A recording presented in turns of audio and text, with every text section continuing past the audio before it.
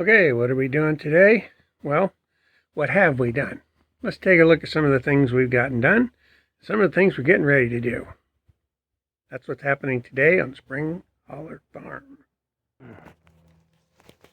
Okay, one of the things I got done was I found a screw that fit that hole because I couldn't find the originals, and I put it in there. I don't know how good it's going to work. I put a lock washer on it, but I couldn't get the other hole to line up. I found another screw, but the other hole was, the threads were stripped or something. It just wouldn't go in. So I drilled a hole and I put a 1/4-inch bolt in there and I double nutted it and put a lock washer on the inside. So I don't think it's going to be wobbling around coming apart again. But I guarantee you one thing, from now on this little super handy, I'm going to be like a Harley rider. Every time I get done using it, I'm going to go around, tighten all the bolts.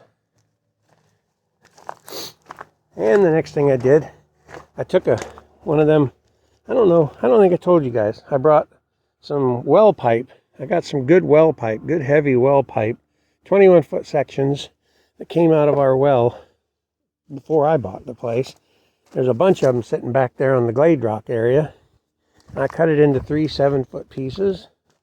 And I drove 2 of them into the ground over here and put this old pallet that was over by where we parked the mower in the carport up there. It ain't really much good for nothing else, but it is good for this. It would just rot away before the wood got dry. But I put them posts in the ground, wired them up to this, put that 10-foot gate on the ground. That gives us a place to get started stacking the wood. Tomorrow I plan on starting on this stuff, getting these big lunkers all split up and all the way over to there, and then start stacking them on that end. And as we move this way, we'll have it cleared for more wood. And there's been a change of plans. I originally was going to put my wood shed right in here. And I don't know if you can see this or not, but if you look that way, and as I was watching the rain the other day, the rain water comes right down this low spot, right through here. That means 2 things. Number 1, I got to get that wood extra high up off the ground because it's always going to be wet underneath, and it's going to need good airflow. Number 2, I'm going to have to put down a ton of rock to be able to walk over there in the winter, which is the wet season. The time of year I use the most wood is also the wettest time of year. Everything's knee-deep mud down here. And I got to thinking, it's like, I didn't want to use this spot because it's already got a huge pile of wood in it. But then I got to looking.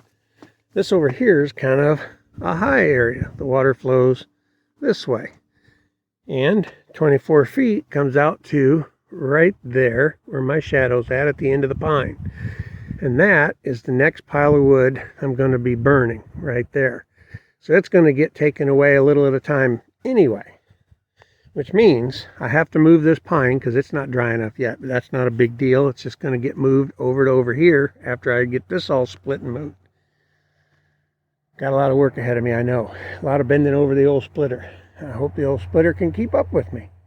But anyway, that's probably a good cord of wood right there, all by itself. That's a big pile.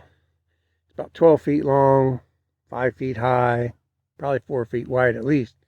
So it's definitely more than a cord of wood there. And then I've got another cord of wood back here that's the last wood I'm going to use because it was the last wood I split.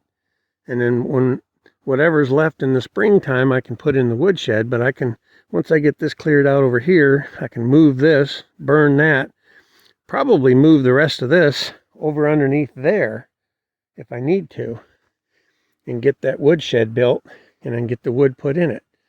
And that way I can bring in the rounds and put them on this side, split them here in the middle, put them right in the woodshed.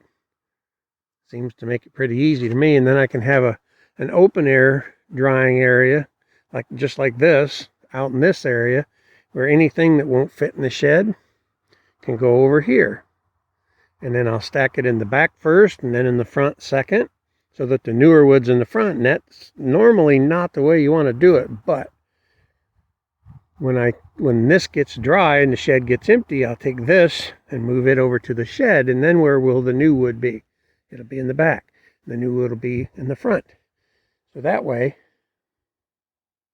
it will get It's also going to involve some double moving of wood, at least for the time being. Eventually down the road, I'll get it to where I don't have to worry about that. But mainly, you want it out in the open air and the open sun in the summertime when it's warm out. But then when winter starts coming and the rainy season and the snow, and when the wood gets wet in the fall, it'll stay wet for weeks. And you don't want that. So that's, in the summer you want it out here to dry. In the winter you want it in the woodshed to stay dry. So that's going to eventually be the plan. It'll involve some double movement of wood. But once I get far enough ahead, which I may already be, I probably got 3 cords left to split here. Once I get far enough ahead that I'm 2 years ahead, it won't be a problem because I can work at it a little here, a little there, you know, go cut down a tree, bring it home, split it, stack it, take a week or 2 off. I don't have to kill myself. And that's the plan, is to, as I get older, I'm 56 now, as I get older, I want to start thinking like an old man and thinking, okay, I want to do a little here and a little there. And that's the plan eventually going down the road.